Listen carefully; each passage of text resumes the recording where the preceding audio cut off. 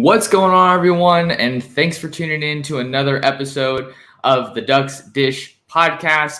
It's been a little bit since we had an episode of the pod, so I am super stoked to be back on the podcast talking with all you guys. We are live on YouTube at Oregon Football Max Torres. That's where you can always find us. If you guys are here in the live chat, definitely want to say thank you to you guys for taking some time out of your day to talk some ball with us. Definitely have some big stories, some big updates that I want to get into here today. A couple of big commitments for the Oregon Ducks in football and basketball. So we're going to make sure to get into those commitments and break them down here on this episode of the Ducks Dish podcast. And then we also have some more Oregon football updates as the Ducks are in fall camp. Fall camp is a full go right now. And then what else do we have? We also have our mailbag. So it's kind of like a jumbled up mega episode of of the podcast, if you will. But before we get into that, I just wanted to kind of give you guys a little rundown of what the show is looking like today and what is ultimately in store. So with all that being said, let's hop into our first story. Let me get the little ticker going here. There we go. All right. On Friday, August 12th, the Oregon Ducks went back into the state of California to land another commitment. That is 2023 Sacred Heart Cathedral linebacker Jerry Mixon out of San Francisco. If that last name looks familiar, it's because he is the cousin, I believe, of Joe Mixon, NFL running back for the Cincinnati Bengals. So the Ducks definitely get a great player with some NFL bloodlines, NFL legacy, which never hurts. But I think with Jerry Mixon, it was a good get for Oregon because he's that first true linebacker for Oregon in this 2023 recruiting class. The Ducks already do have Tatum Tuioti, the local edge rusher out of Sheldon, in the fold for this 2023 class. But I think you need to add more linebackers there because looking down the line, this is Noah Sewell's last year with Oregon at linebacker. He's the top draft prospect for the Ducks heading into this season. And heck, Justin Flo could test NFL waters after just one full season, seeing that he would be 3 years removed from high school after the completion of this season. I know a lot of Duck fans are excited to see what's in store for Justin Flo, former Butkus Award winner. He was announced on the Oregon roster. He was 6'3", 230. So it looks like he's definitely stayed in the weight room as he's been recovering from his season-ending injury that he suffered against Fresno State last year in that amazing game that we saw from him. But back to Jerry Mixon. He announced the top five of Arizona, Arizona State, Missouri, Oregon, and UCLA prior to making his commitment to Dan Lanning and the Oregon Ducks. UCLA was at one point viewed as the leader, as the team to beat, the team in the driver's seat here. I think it's great that Oregon was able to kind of close the gap here. I know that Mixon was up in Eugene in the spring for a visit, and then he was able to get back on campus for an unofficial visit, kind of right around the SNL camp timeline. So that puts it at late July. And that looks like it was really what sealed the deal for Mixon. When I was talking to him before his decision, he spoke very highly of this newly assembled Oregon coaching staff. He spoke about how they have coaches coming in from all these big name schools, from Georgia, from Alabama, obviously pointing there to Dan Lanning, the new head coach, and then the new defensive coordinator, Tosh Lupoi, who has this really unique blend of college and NFL experience. I think he had more success at the college level in his career so far, but that's what a lot of these recruits want, is they want to see that NFL representation on the roster, on the coaching staff, so that they know if they go to that school, they have someone who's done it before and who they can confidently say will develop them and help them get to the next level and their ultimate goal, which is the NFL, reaching the league. So he spoke very highly of the coaching staff there, the environment in Eugene, how there's not a lot of distractions in Eugene, and you can really just kind of focus on your craft. Spoke highly of the facilities, like just about every recruit does. But it's definitely a good win for Oregon on the recruiting trail. You keep that California presence very strong, the Northern California pipeline more specifically, perhaps. Jerry Mixon plays in the West Catholic Athletic League, which is the same league that Oregon wide receiver commit Jurion Dickey has played in his high school career thus far. Quick note on Jurion Dickey, he did clarify on Twitter that he was not going to be at Mater Dei in Santa Ana this year. He just said he was enrolled at a school, but didn't reveal which school that was. And one of the sources that I talked to previously told me that he was going to be transferring to Mater Dei, but just clarifying that Jurion Dickey will not be attending Mater Dei for his senior season of high school football. So let's see what else we have on Jerry here. I want to get into some of the film so you guys can see what kind of player Oregon is getting here and their latest commit in the 2023 recruiting class. All right, that's kind of a cool layout. I didn't know I could do that. Let's see. We're going to not do that. What other layout can I have here? Maybe if I just... Here we go. Okay, Jerry Mixon, 2023 linebacker / running back, committed to Oregon recently. I think one of the things that really pops off the page right away, jumps off the page, is the physicality and athleticism that Jerry Mixon brings to the table at the linebacker position. He's someone that is more than capable of coming down in the run support. Obviously, you definitely need that when you're trying to solidify yourself as a strong team in the trenches, which from everything that we've heard from Tosh Lapoy, that's really what he wants this defense to be, right? Relentless, violent. That's what you want in your defense. And you see here as Jerry Mixon gets an interception on his tape that he's a playmaker as well. Here you see him getting a sack, getting into the backfield, not over pursuing, making sure to break down and just kind of widen out so that nothing gets by him. But this guy can clearly run, and I think that you need that in your linebackers, right? We saw that with Jeffrey Bassa last year, and why he was such a success story for the Oregon defense. Even though he was a former defensive back, he has about the same size. He's definitely lighter than Jerry Mixon is. Jeff Bassa was announced at 6'2", 212, I want to say, 216 in the updated Oregon football roster. That's something we'll get to later in the show. But back to Mixon's tape, you just see him flying around on defense. Perhaps worth noting that, some of that athleticism, we really saw that utilized for the Sacred Heart Cathedral Fighting Irish, throughout his high school career, as this is a guy who's really capable of playing running back as well. And at 6'2", 230, that is a bruising back without a doubt. Kind of reminds me of Dante Dowdell, Oregon's 2023 running back commit out of the state of Mississippi. But I love that positional versatility that you see with a lot of high school guys, right? Usually playing both sides of the ball. There's a clip, some clips here against my high school, the Bellarmine Bells. Shout out San Jose. So was definitely excited that Jerry Mixon committed to Oregon, seeing that he was a Bay Area guy. Always take an interest in the Bay Area prospects for Oregon. So Oregon's getting back into a relative talent hotbed. Jerry Mixon plays in the top league in Northern California.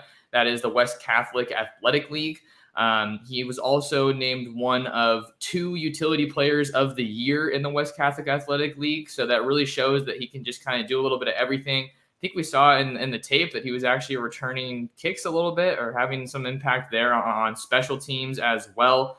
Jerry Mixon was a first teamer. He earned first team All West Catholic Athletic League honors following a strong junior season. Now he's got his commitment to Oregon all wrapped up. So he's going to be able to just focus on his senior season. He also won a state title with Sacred Heart Cathedral last year, so he's a proven winner.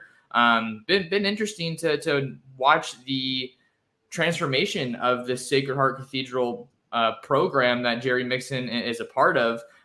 Because I'll be honest, when I was in high school from 2012 to 2016, Sacred Heart was definitely not viewed as one of the better teams in the league. Here they are, I think, against Valley Christian, where Jurion was. So to see that Jerry Mixon has played a role in getting this team to the state title and helping them kind of transform, you can see the pass rush there and the finish there, the closing speed for Mixon. I think it's someone that's going to have that physicality that you want in a linebacker. using his hands really violently to get guys off of him. I think that's something that you want to see in your linebackers. So this was a good get for the Oregon Ducks, and one that they quite frankly needed, seeing that there were a couple guys that they missed on the recruiting trail of late. Kind of continuing some of that momentum, though, that they did build at the beginning of the month, picking up a couple pieces along that defensive line for Tony Tuioti, specifically Terence Green, the big-time Texas defensive lineman, as well as Michael Gardner out of Arizona. So those are two big pieces that the Oregon Ducks really needed. Now you're looking to see how can we get a better overall round on this class, this 2023 recruiting class, looking for some pieces along the offensive line. I think that's kind of the biggest need for Oregon right now. But there's still a lot of big names on the board for Oregon in this 2023 class overall. So just some final notes with this recruiting class for Oregon, this recruiting update, I should say. Oregon's 2023 recruiting class now ranks number 15 in the country. I think that was one of the questions that we had in the live chat. So I'm just trying to double check my notes here so I can make sure I'm giving all the good updates. This question was from Cascadia Surfer. Hey, Max, what's our 2023 recruiting overall ranking now with these two additions? The other one's actually in basketball, so we'll talk about that in a little bit. But the 2023 recruiting rankings is number 15 overall. Let's see where that lands them in the Pac-12. For 2023, Oregon's right on USC's tail there at number 2 in the Pac-12. Oregon now has 14 total commits in this 2023 recruiting class, whereas USC has 15 commits. Oregon has 1 5-star prospect, according to the 247, that, of course, being quarterback Dante Moore out of Detroit. And USC has 2 5-stars in Malachi Nelson, I believe, as well as Zachariah Branch. So Oregon continuing to make up ground on USC. Could they be passing the Trojans in the recruiting rankings in the near future? We'll have to see, because there's some more guys that I believe are set to announce their college commitments this month, with high school football season really being in full swing, but really getting underway and kicking off, here in the next 2 weeks. So that was the first update that we had in today's show. And now I'm going to go ahead and type up the ticker for the next one. And then we'll get into that. All right. The next story, Oregon basketball. Dana Altman and the Ducks received a massive commitment on Friday afternoon when 5-star forward Mookie Cook announced that he would be recommitting to the Oregon Ducks. Kind of an interesting little timeline for Mookie. He initially committed to Oregon on March 31st, but then he decommitted in June, decided to open things back up and his recruitment. He is a name that a lot of Oregon fans have known for quite a while now, seeing that he is originally from Portland. He's a native Oregonian, played at Jefferson High School, where the Ducks also found 2022 safety Trajan Williams. He's now on campus at Oregon and enrolled.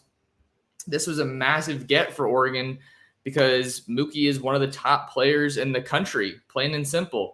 I think that this is, in a way, it's like unprecedented waters for Oregon, but at the same time, Dana Altman has proved for a long time now that he is one of the best recruiters nationally, and Oregon has been more and more frequently landing blue chip prospects, 5-star caliber players over some blue bloods like Kentucky, Duke, Arizona, Michigan State, schools like that. Those are schools that you're always seeing Dana Altman competing with, and more often than not nowadays, beating on the recruiting trail. Mookie Cook, 6'7", 200-pound small forward. Like I said, he's originally from Portland, but he has since transferred to Compass Prep in Chandler, Arizona. 247 has him ranked as the number 4 prospect in the entire country for 2023. Number 2 small forward and the top prospect, in the state of Arizona. And it's kind of been a whirlwind of a summer for Dana Altman and the Oregon Ducks on the recruiting trail, right? If you look back to June, things, they didn't fall apart, but they were looking a little bit questionable maybe a little bit of cause for concern when Dior Johnson, Oregon's 5-star point guard signee in the 2022 class. I remember this happened because I was on vacation, and it was like the biggest story that broke while I was out of town. Dior Johnson backed off of his commitment, and he has since announced that he will be attending Pitt.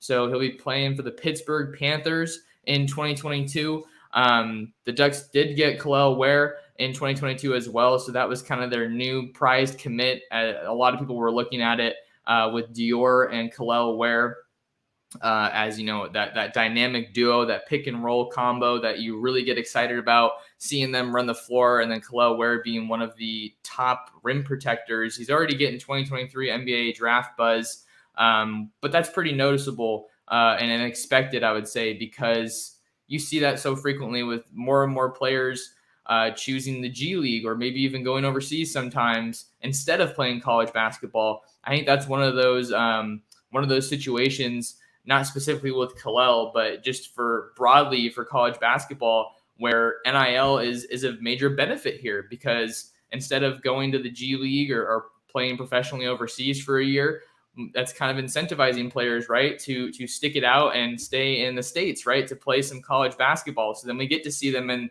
these rivalry matchups. We get to see them in March Madness, right, which is so many people's favorite part of the year. I went to Gonzaga, and I know how awesome college basketball is, and how that time of year is just totally different. My Zags broke my heart my freshman year when they made it to the national championship, and then they fell short against North Carolina, and then they recently made it back to the national championship. Since I had moved to Eugene, and then they lost to Baylor in the national championship. So don't have the best luck when it comes to my college basketball team, on the big stage. But we're talking some hoops, so just wanted to throw that little story in there. So this commitment is big because Mookie, his commitment comes 10 days after the Ducks added Kwame Evans Jr., 5-star power forward, 6'9", 200 pounds, out of Montverde Academy out there in Florida. Montverde is a nationally renowned basketball program. A bunch of the best players end up going there. A couple guys that come to mind: D'Angelo Russell, who's an NBA point guard, as well as Ben Simmons. Oregon's definitely making it a point to go into these national powerhouses. You have Will Richardson, obviously, when he was coming out of high school at Oak Hill, which was a big basketball program as well. And then kind of a guy that is maybe a little bit under the radar, or maybe isn't talked about too much. The other piece, the third member of the trio now that is Oregon's 2023 basketball recruiting class, is Jackson Shelstad, the local point guard out of West Lynn. He's a 4-star, not ranked quite nearly as high as Mookie Cook and Kwame Evans. Mookie Cook at 4th overall, Kwame Evans at 7th overall. Both those guys are 5 stars. And then Jackson Shelstad at 69th overall nationally, but certainly a guy that has quite the recruiting acumen. So you like how this class is coming together for Oregon. You figure you're probably going to lose Will Richardson after this 2022 season, and Folly Dante as well. I think he's someone that's probably entering his last season of college basketball. But they're bringing in the pieces to kind of shore up some of the depth there, right?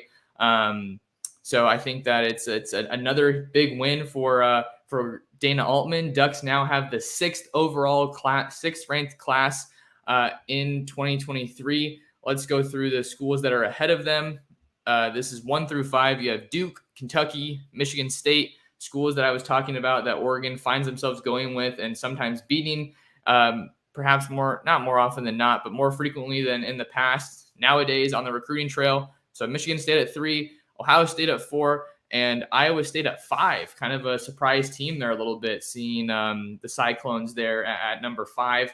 But Oregon's 2023 class is absolutely one of the best in the country now, and they're just continuing to rise. And I don't think that they're done. I think I saw a tweet or a report out there the other day that said that they're maybe turning some attention to the son of Peja Stojakovic, who was obviously an NBA legend.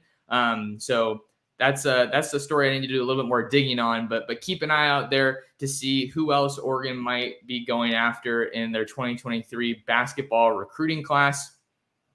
So let's shift gears now just a little bit to our next topic, and that is the mailbag. We're going to be opening up the Oregon football and recruiting mailbag. I always put out a tweet ahead of time asking you guys for your questions on Twitter. Reminder that you can follow me on Twitter to make sure you get a question into the next episode right there at Torres Sports. That's where you guys want to find me on Twitter. Definitely give me a follow so you can stay up to date on all the latest Oregon Ducks news. Twitter's awesome, probably one of my favorite platforms other than YouTube here, just for getting news out quickly and efficiently. So with all that being said, I got some questions that I want to get into here for the mailbag, for those of you that tweeted at me with your questions. And then again, a reminder, if you want to ask me a question, feel free to hop in the live chat and throw a question my way, and I'll do my best to answer it. Love engaging with the fans. This show is for you guys, so we want to make sure that you guys are getting involved. So let's hop into our first question after I drink a little bit of water here.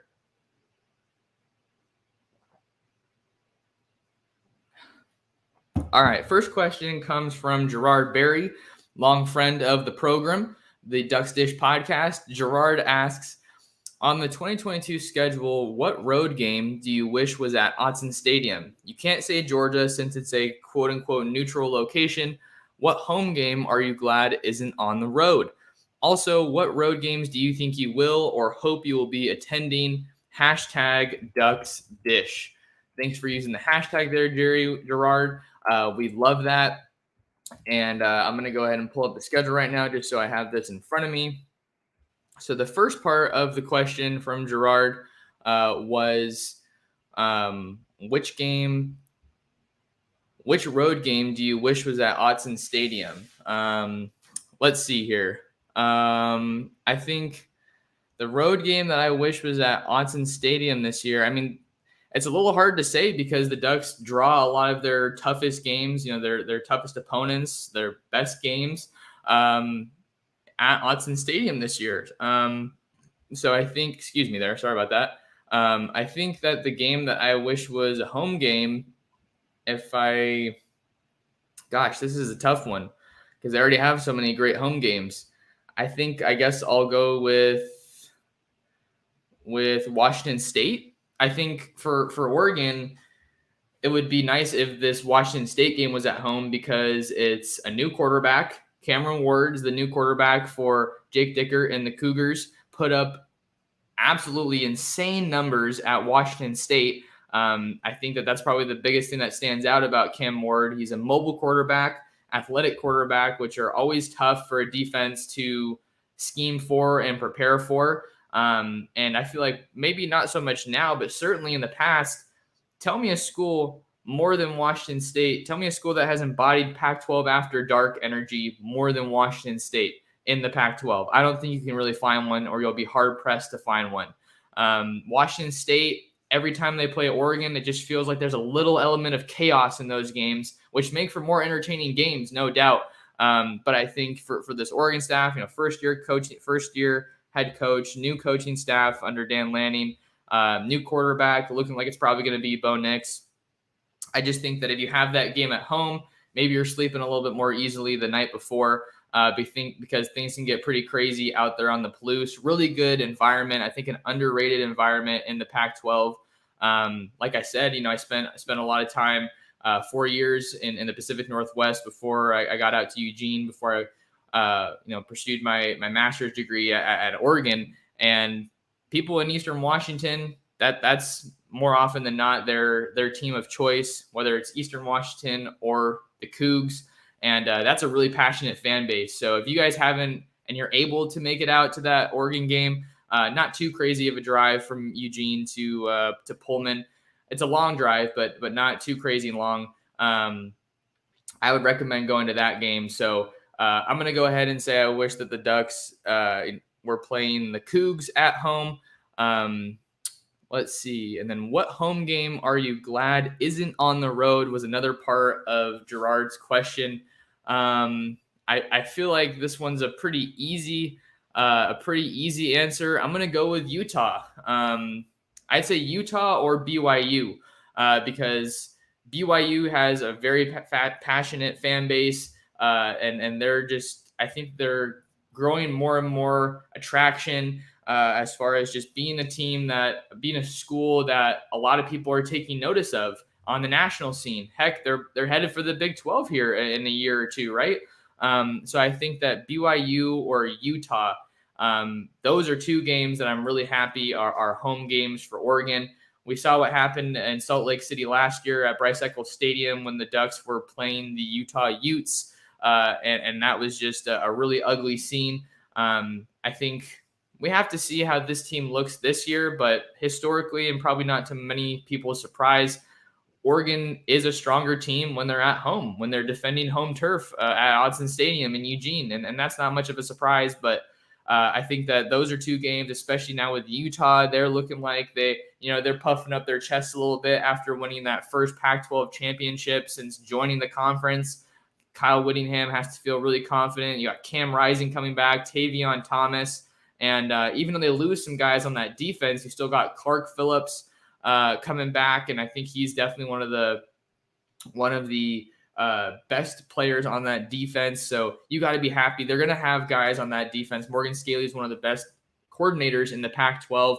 So if I'm Oregon, I'm taking a look at that schedule. I'm looking at that matchup on November 19th in Eugene, and I'm saying I'm super glad that I'll be looking in the stands when there's some big plays going on, big moments, and seeing that green. That's the color for the November 19th game against Utah. It says wear green.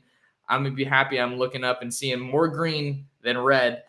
Seeing that's Utah's primary color, and so those are the two games that I'd probably say Utah more so than BYU, because that matchup is one that I think concerns you more if you're Oregon. But that BYU game is not going to be easy in my opinion. So let's see here. Last part of Gerard's question. Also, what road games do you think that you will or hope you will be attending? Let's see. Well, for road games,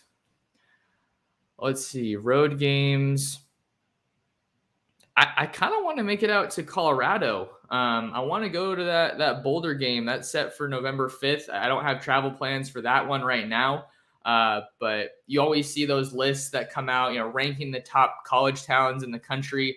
Eugene's pretty much always on that list. You see Corvallis as well, staying in the Pac-12 with Oregon State. But I see Boulder up there quite a bit. I hear a lot about Boulder and the college town atmosphere that presents. Certainly not a powerhouse program for the Pac-12.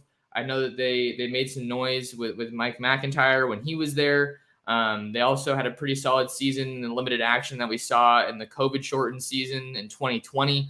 So I'm going to say Colorado. Colorado's a state I've only been to once or twice, specifically the Denver area, but Colorado as a state is absolutely beautiful.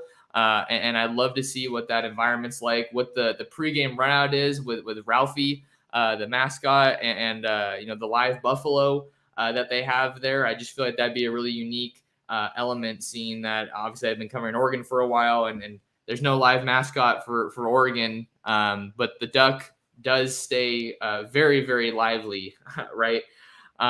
So that's kind of what I would hope to make it out to Colorado, or maybe Arizona to see what Tucson's like. I have some buddies that are living in Arizona, so it'd be fun to kind of make it out there for that game and get to see them, kind of kill two birds with one stone, see some homies and cover a game. So I'd say Colorado or Arizona. I've already been to Berkeley, cool stadium, but not like a crazy atmosphere. So that's going to be my answer to that question. Quickly looking at the comments, we got some people checking in. Cascadia Surf Rider had a question earlier. Mr. Eddie the Dog says, "Go Ducks! What's going on? Glad you're here." He also says, UGA and Oregon score prediction, Ducks 24, Dogs 17. So he has his prediction in with that game getting closer every day, sees Oregon getting a touchdown win, one score victory over the Georgia Bulldogs. And then a quick note, in case anyone forgot, we got preseason football that's going on right now. Bolt up, Chargers tonight, kick the Rams' butts. So got to keep an eye on Justin Herbert, and we'll see if he sees how much action he sees in tonight's game against the Rams. But don't go anywhere. We're going to take a quick break here on the Ducks Dish podcast, and we got more Oregon football discussion, more mailbag questions after this.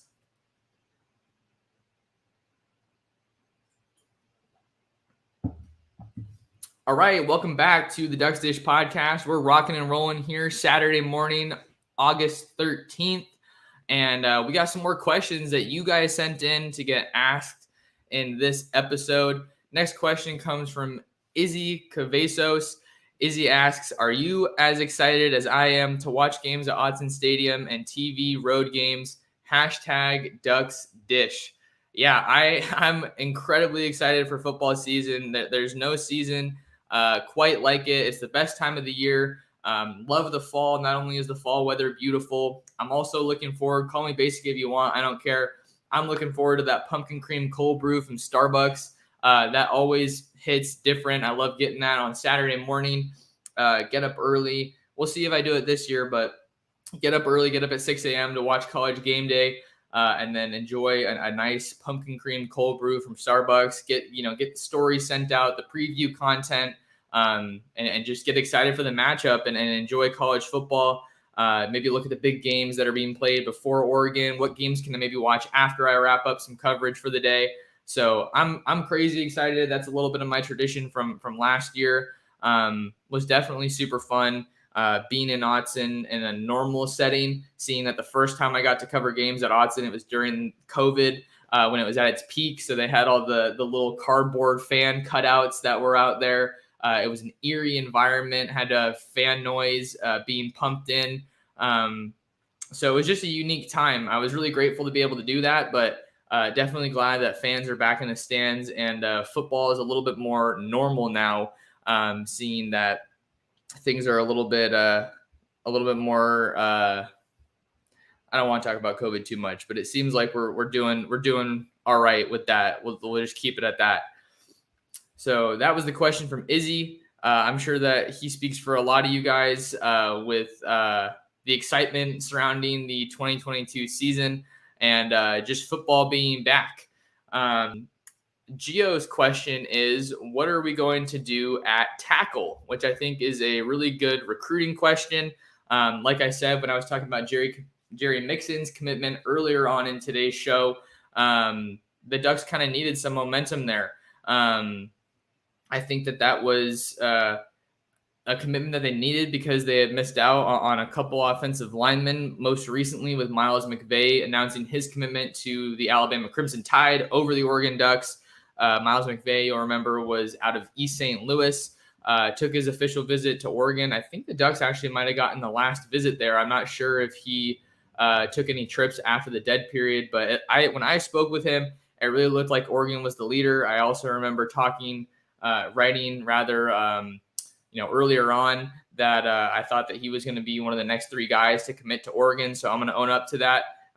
Still trying to get more tapped in as an insider. But at the time, I thought that Oregon was going to get Miles Mcvay, but the Under Armour All-American is headed to Tuscaloosa. So now we gotta kind of, I don't know if I'd say reshift or maybe just refocus the offensive line picture with recruiting for Oregon football in 2023. There's still some big names out there, but there are a lot of the top guys, particularly at tackle, that are already off the board. So let's just kind of give a little run through, because there's a lot of these guys Oregon was recruiting heavily at one point in their recruitment. Francis Maligoa out of IMG, he's going to Miami. But when Oregon had Cristobal and Mirabal on staff, they were heavily recruiting Francis Maligoa. Caden Proctor, the Iowa offensive lineman, they got him out on campus for a visit in the spring, and it looked like they were serious contenders in his recruitment. But then he decided to narrow things down to Alabama and Iowa, and eventually ended up staying home in the state of Iowa. And then this other guy, we're just kind of going through some of the top names on 247's rankings. This next guy is someone that Oregon's still in the running for, but maybe kind of still looks like a long shot at this point. And that's Samson Okunlola from Thayer Academy in Braintree, Massachusetts. 6'5", 305. Dude's just super athletic, can do it all really, really well. They got him on campus for a visit, and I had a visit update interview posted on Ducks Digest that's still there. So if you want to go see what Samson Okunlola had to say about Oregon, definitely go ahead and do that. Let's see some other guys that Oregon might have been, that Oregon has been or was recruiting. Olaus Alinen, originally from Finland, I believe. He's now playing at the Loomis Chaffee School in Windsor, Connecticut. He announced his commitment to Alabama, but then kind of working our way down, Spencer Fano. I think Spencer Fano has to be a name that is right at the top of Oregon's big board, maybe underneath Samson Okunlola, but I think he's maybe a more realistic. I think he's probably a more realistic option right now. Oregon's done a really good job in the state of Utah. Spencer loved his visit to Oregon. He's taken some other trips, I believe, to Michigan, Michigan State, Utah as well.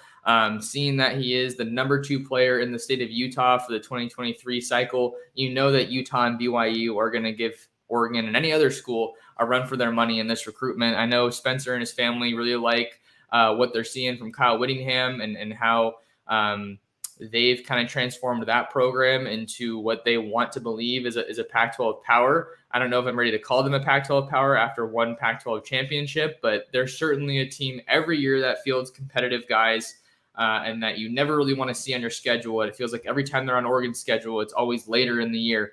So I think Spencer Fano is a guy that I feel pretty confident when it comes to Oregon's chances right now. Seeing that how things have kind of progressed with some of these other guys that they've maybe missed out on here in recent weeks. A couple other names to watch here. You have Caleb Lamou out of Gilbert, Arizona at Highland High School, and he's a 4-star guy. He's someone that I think is a little bit more of a recent offer for Oregon on the recruiting trail. Let's see. Let me take a look at him. Caleb Lamou. I'm not typing his name right. Okay, yeah. So he's 6'5", 265, 2023 guy. Landed that offer from Oregon at the end of July. So it's definitely a fresher name to follow on the recruiting trail for Oregon. Maybe some names that people are more familiar with. You still have Logan Reichert out of Raytown High School, which is where the Ducks found cornerback Dante Manning in the 2020 class. Also, you have to figure that Dan Lanning and Greg Jones being Kansas City, Missouri guys on staff. I think that Oregon still probably feels pretty good about where they land in that recruitment.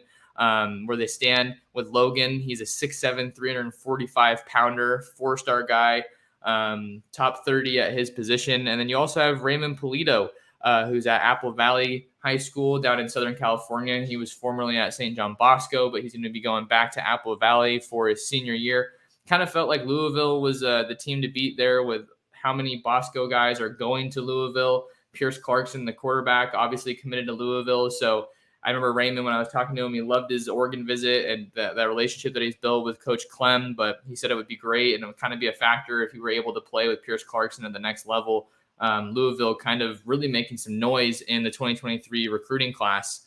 So let's just see what other guys Oregon is still in on when it comes to 2023 offensive line recruiting. I already named a lot of these guys. Bryce Bolton. He's not a tackle. He's kind of I don't know if I'd say undersized, but I think he's 6'3", 250 area, Palm Desert, California. That's a guy that I think the staff's pretty high on. He was out in Eugene for another visit for that Saturday Night Live camp, and he got his offer from the Ducks. I believe it was in June. So he's a kind of more of a riser here. Alani Noah is another guy that I think certainly is on Oregon's radar here. He's from Northern California, I believe. Maybe he's just not showing up here because he's not a tackle. You also have, let me see, where is he at? Alani Noah, Grant Union in Sacramento. 247 has him as an interior offensive lineman at 6'4", 320. So he's someone that was recently in Eugene for a visit. I believe it was the end of June when he took a visit to Oregon alongside Micah Benuelos, who has since committed to USC. So Micah, I know Micah was talking about trying to get Alani Noah to join him in Southern California. So that's a name that you got to watch. And then another one is Iapani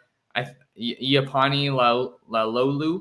That's Faope's younger brother out of Honolulu, Hawaii, Farrington High School, 6'2", 355. I think he's pretty high on Arizona from kind of what I've been able to gather from following his recruitment a little bit. So the Ducks definitely still have some names, but at the same time, I wonder if it begs the question, is there a little cause for concern when it comes to Oregon offensive line recruiting? I don't think overall there should be a lot of concern. I like the job that Adrian Clem and his staff did in 2022, getting Kavika Rogers and, of course, Josh Connerly Jr., getting Dave Yulee back in the fold. So, I think I understand the concern from Oregon fans when it comes to Oregon's offensive line recruiting. But I don't think it's a massive deal right now. But you certainly need to acknowledge, and I'm sure that they do, that offensive line recruiting is an absolute priority in 2023 with so many of those veterans set to depart after the 2022 season. So that's kind of the update that I have on offensive line recruiting with that question from Gio, I believe it was. Thanks for the question, Gio. So let's see. We're getting some comments here, so we can address those. So you got some more questions. This one comes from Brian. Brian asks, when it comes to the slowdown of recruiting, how much can it be attributed to the Pac-12 future uncertainty? Yeah, I don't even know if I'd call it a recruiting slowdown. I mean, Oregon's landed 3 commitments in the month of August. Maybe fans are just expecting more. After the previous tenure with Mario Cristobal, it felt like they were getting commitments left and right. But I think that they could. I feel like we should see some results here with the offensive line, especially because of the pieces that Oregon already has in the fold. Dante Moore, Dante Dowdell, Jurion Dickey, Ashton Kozart. They have a lot of pieces already in the fold that are really solid on offense. So, but if you want to call it a slowdown, and then just with Pac-12 future uncertainty, I don't feel like that much can be attributed to it. At least I'm not going to attribute that much of it to Pac-12 uncertainty, because at the end of the day, Oregon's still going to be Oregon. They're still going to be Nike U. They're still going to be able to attract big name coaches, big name players. From what we see in the schedule, they're still going to be playing in big time games, right? You have Georgia, BYU. I think in the future, Oregon has matchups set against Baylor and Texas Tech. So there's factors like that. And then there are also obviously major contenders, pretty solid players in the NIL scene. So as long as they keep doing what they're doing, you definitely want to have a strong season under Dan Lanning in that first head coaching season at Oregon. You want to keep winning games in the Pac-12, keep hopefully winning Pac-12 championships, get back to the playoff. I think that's really big. But I said it around the NFL draft, and I still feel pretty strongly about it. I still feel like that's one of, if not the best recruiting tool for Oregon, is putting guys in the league. I don't think it really matters what position that you're putting guys in the league at, because at the end of the day, recruits just want to know that they can go to your school and ultimately make it to the NFL. So I think that the Pac-12 uncertainty is definitely kind of an uneasy time. Got to see what happens, but I think that Oregon's going to have a seat at the table just with the brand that they have, the on-field production that they've had in recent years. So I don't think that should be too much of a concern when it comes to the slowdown of recruiting, as you said in your question. Although it was definitely interesting to hear Micah Benuelos, who I just talked about in the last answer, the last question, when he committed to USC over Oregon and Texas A&M. I think that was really an Oregon and USC battle. It was interesting to hear that Micah said that USC going to the Big Ten was kind of a factor, played a role in his decision. Because I feel like that was one of, if not the first Oregon targets that Oregon didn't land, who referenced conference realignment as a significant factor. in his recruitment and in his commitment. So definitely an interesting point there. And then the Slayer commented, I would like to think that conference realignment uncertainty isn't really a factor for Oregon recruiting. I'd say regardless of rumors, everyone knows Oregon won't be left out. Yeah, I think that's more or less kind of the sentiment that I was trying to convey in my answer. I think that as far as TV market goes, it's a little tough for Oregon because the Portland and Eugene areas aren't that big when compared to some of these major markets like Los Angeles and other big areas throughout the country. Dallas obviously is big. Atlanta is a big market. Florida has its markets out there, but it's a unique deal for Oregon because they have such a national fan base, even global at times. So that's why I think that it's going to be interesting to see how that really factors into wherever Oregon ends up going, because as long as you can access it, I think that was one of the biggest problems, right? When under Larry Scott with the Pac-12 network, is that it was hard to watch Oregon because you just couldn't get the games. So whatever happens in the TV future for Oregon, people are going to want to watch the Ducks regardless of where they're at. And I think that that's something that not a lot of schools, not every school that finds themselves in limbo right now, certainly not in the Pac-12, can say. Washington State, Oregon State, Colorado, like those are smaller schools that really can't. I don't think that they can bring that discussion point to the table. So great question there. Like the question, Brian, and the discussion there. Micah Time commented, Flo and Sewell punishes Brock Bowers game 1.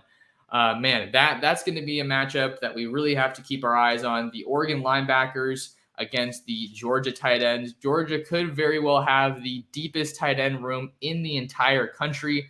Brock Bowers was a guy that Oregon recruited heavily out of high school. I believe he came out of the Napa area in Northern California. So not that Napa is an area that Oregon's recruited a lot, but Northern California in general, that's certainly a guy Oregon wishes they could have added. But they were able to get Malika Montavao and Terrence Ferguson in the 2021 class, and they had one of the best hauls that year. But now Georgia also has, I believe they also have, let me see. I just got to look at their roster. I believe they also have Darnell Washington, who's just a massive tight end that Oregon was also recruiting. He was out of the Vegas area. So let's see who else you have. You have Darnell Washington at tight end. I believe you also have Eric Gilbert at tight end. Eric Gilbert, 6'5", 255, redshirt sophomore, previously at LSU. And then Darnell Washington, he's listed on the Georgia roster at 6'7", 270. So you just have some massive tight ends that Oregon's going to have their hands full with.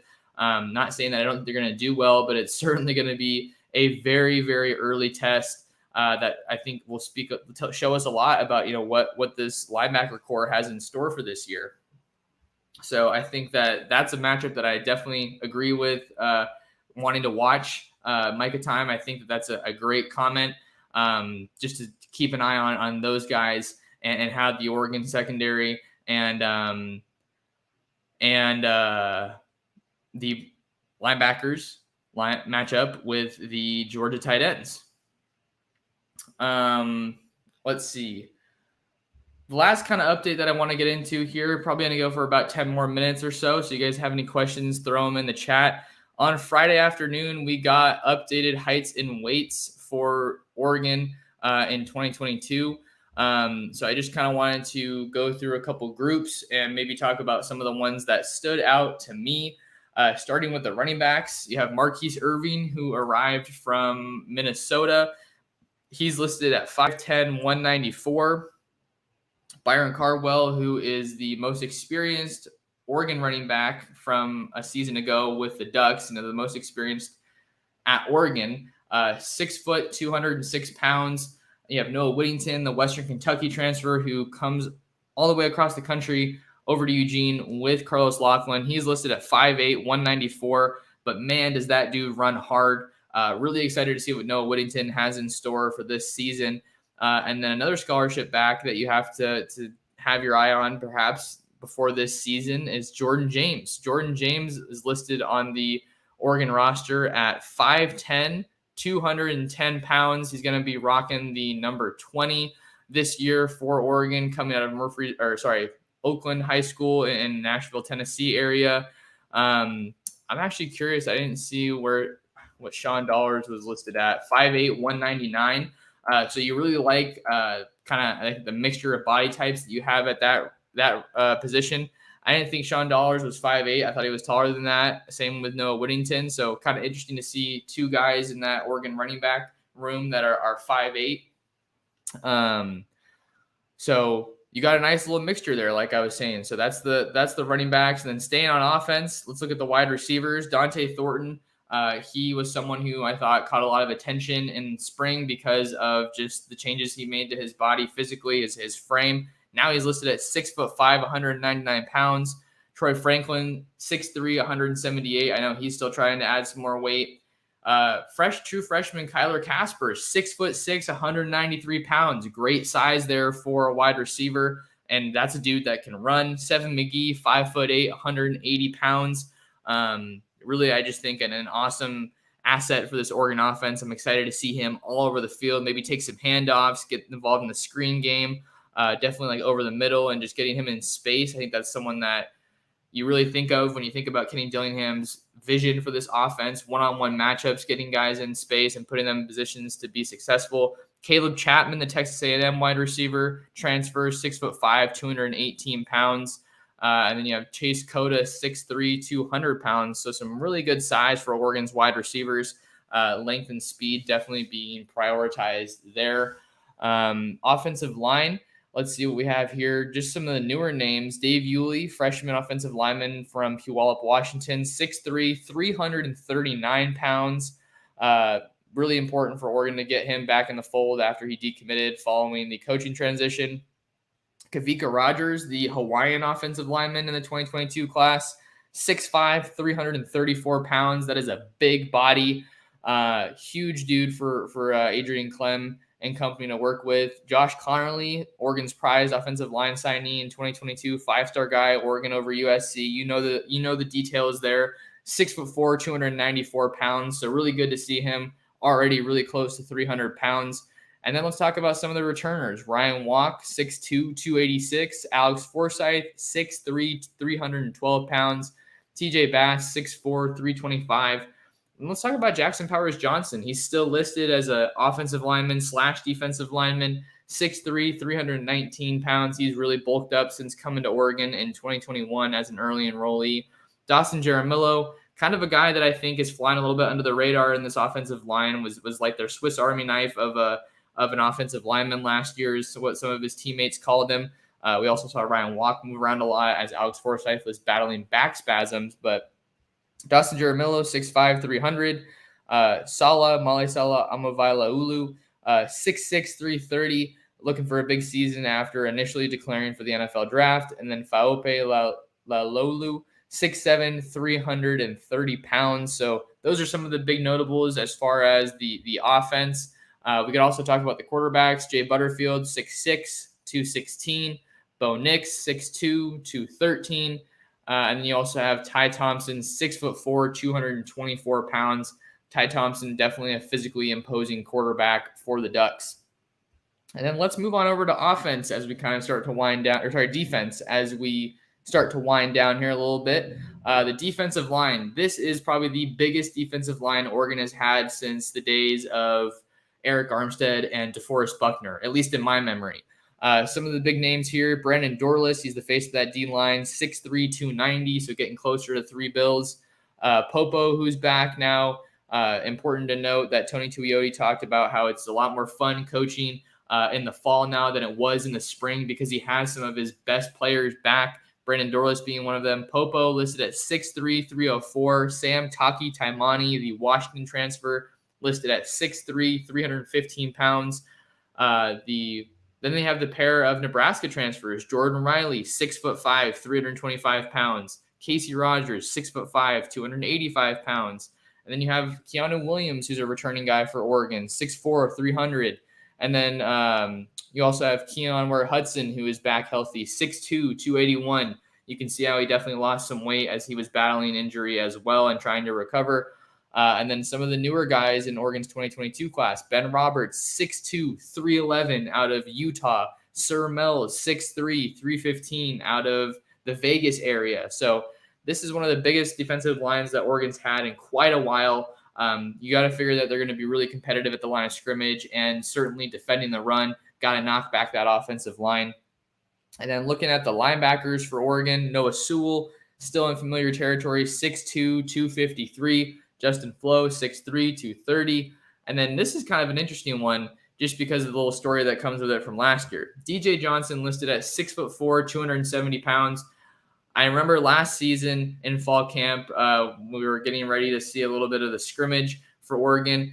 DJ Johnson had been a little bit injured or absent from fall camp last summer, and then he showed up and he was listed at 270. And let's just put it this way, he did not look like he was anywhere near 270 pounds. But from the pictures that we've seen, from our guy Scott Bolt and other media members in the Oregon market, it does look like he is perhaps more appropriately listed now, really kind of being in that 6'4", 270 range. Braden Swenson, who's another guy, I think DJ Johnson and Braden Swenson are really viewed now as the two top edge rushers for Oregon, or those guys that can kind of try to fill in a little bit of the void left by Kayvon Thibodeau's departure. I think that those are some major players. Braden Swenson, 6'4", 233 pounds. Mace Funa, who's returning on the edge for Oregon. Definitely a strong veteran for the Ducks. He's listed at 6'3", 255 pounds.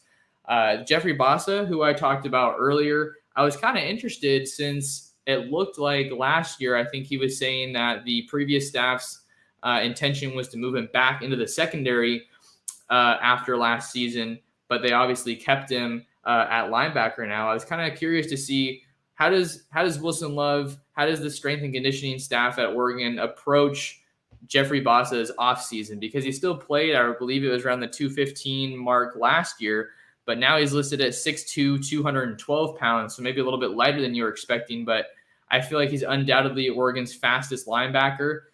I know that Dan Lanning really pointed to his athleticism and his tackling ability and physicality kind of as a prototypical linebacker in terms of just his overall skill set, but I know physically 6'2", 212 doesn't really sound like your prototypical linebacker.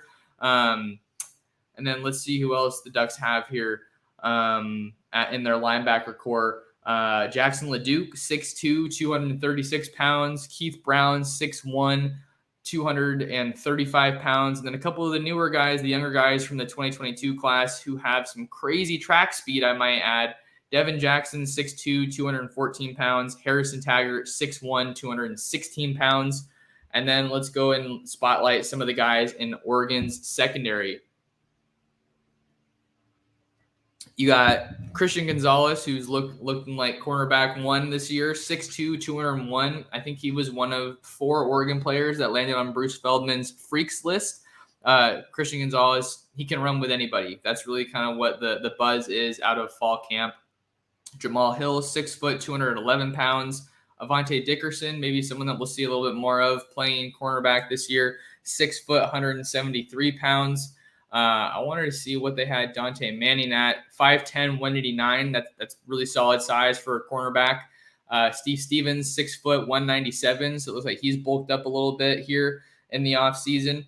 Trajan Williams, one of the 2022 defensive back signees for Oregon, 5'11", 187. Jaleel Florence, who was here in the spring as an early enrollee, 6'1", 191. And then Jaleel Tucker, his teammate at Lincoln San Diego, 6 foot, 165. So maybe a little bit lighter on the scale than you were maybe expecting for Jaleel Tucker. But yeah, I really like what we're seeing from these updates with the height and weight. You have safety Bennett Williams at 6 foot, 205 pounds. Really feel like he's going to have an awesome season after he had that freak injury. Triquez Bridges, 6'3", 192 pounds. So I'll probably write a story before long on Ducks Digest about the updated heights and weights, but that's one of the most exciting parts, just highlighting the big gainers and who maybe lost some weight. But it should absolutely be an exciting season. for Oregon as they continue through fall camp. Today's Saturday, and they have their first scrimmage. So we'll get to talk to Dan Lanning and get to hear about his biggest takeaways from seeing his team's first scrimmage in fall camp. Before I get out of here, guys, just wanted to say a big thank you to all you who popped into the live stream and were asking questions and commenting in the live chat. Always want to encourage that and engage with you guys. Before I get out of here, if you could do me a huge favor, smash the like button and smash the subscribe button. It is a tremendous help. It only takes a second out of your day. And then hit that notification bell so that you don't miss out on future Oregon football live streams. Always talking football, always talking recruiting. So definitely wanted to ask you guys to do that. And then just the biggest favor, share the show. We're trying to grow the community here at Ducks Digest. Got a lot of awesome Duck fans that are already a part of it, and we want to continue to grow that community. So maybe steal someone's phone, one of your friends or your family members, Duck fans, go ahead, steal their phone and subscribe to the channel, subscribe to the podcast so you can see it in your feed. But that'll do it for this one, you guys. Thank you so much for stopping by. Thank you for all your support, and we will catch you in the next episode of the Ducks Dish Podcast.